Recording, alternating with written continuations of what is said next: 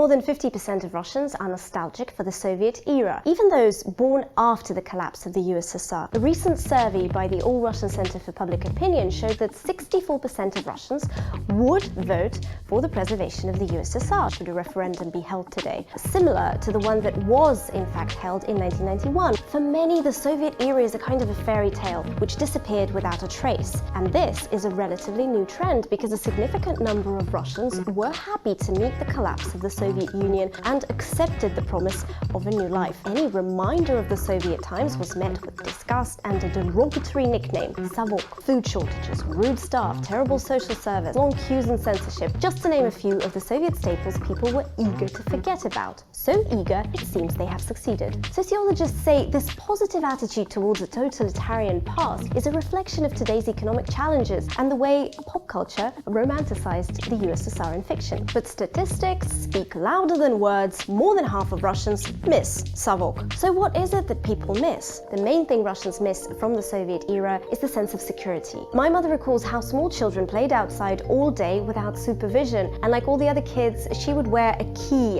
from the apartment on her neck. Burglary and kidnapping were not an issue in those days. People enjoyed economic stability and permanent jobs with standard wages and access to social security. Mostly, people miss their youth. Gathering outside, Soviet dance parties, weekends at the dacha, camping trips. These activities are idealized in Soviet movies that were made to boost morale of a post-war society. Picture-perfect young Soviet people building a bright future in a friendly setting. These feel-good movies are also a feast for the eye, showcasing the best of the best in Soviet design. Furniture, electronics, clothes and cars. Russian social networks capture this nostalgia very well, with many communities and accounts dedicated to the good old times. There's even a TV network called Nostalgia. It only shows Soviet films. Business is monetizing the trend. Soviet-style restaurants, toys, clothes, even vehicles are in demand. Brands that survived the collapse of the Soviet Union and linger on are enjoying a rise in consumer attention. Instead of rebranding iconic chocolates, dairy products or beverages, marketers make sure to keep their design as Soviet as possible. Giving a young brand a touch of Soviet fairy dust also helps. Dva Micha launched a line of Soviet-style sneakers that quickly gained attention. Rostiach is currently marketing a modern Zenit, a Soviet single-lens reflex camera, propelling it into the luxury segment similar to the Leica. The Soviet Union was known for its grand sport achievements. So in 2014, President Vladimir Putin brought back the Soviet-era sports program GTO, a Russian acronym for Ready for Labor and Defense. The program has 11 categories of fitness standards for both men and women, from school children to senior citizens.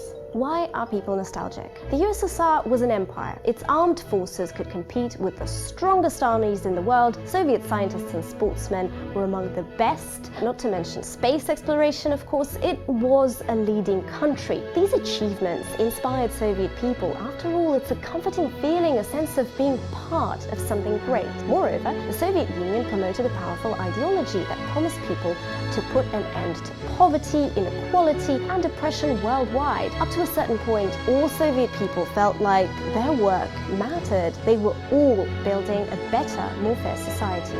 So it's not a surprise that in our days of harsh market competition, people want to find themselves somewhere more equal, less chaotic, more predictable. And many imagine the USSR as such a place. Not everyone's convinced though. In most cases, pleasant memories blur the negative ones, but there are people who lived most of their lives during Soviet rule and they have no desire whatsoever to go back. To them, memories of endless lines in shops and medical facilities, party assemblies, censorship and eavesdropping, the helplessness of an individual facing society and the government, oppression and poverty all outweigh any benefits socialism provided. The country was isolated, closed to the outside world. Bands like the Beatles and Rolling Stones were banned, books were banned, jeans were impossible to get. So this pretty picture nostalgia paints about the USSR is largely a distorted view of one's youth, or a result of poor knowledge of history, where the positive is exaggerated while the negative is either forgotten or significantly reduced. So no matter what people miss, their personal well-being or a larger picture of a mighty nation,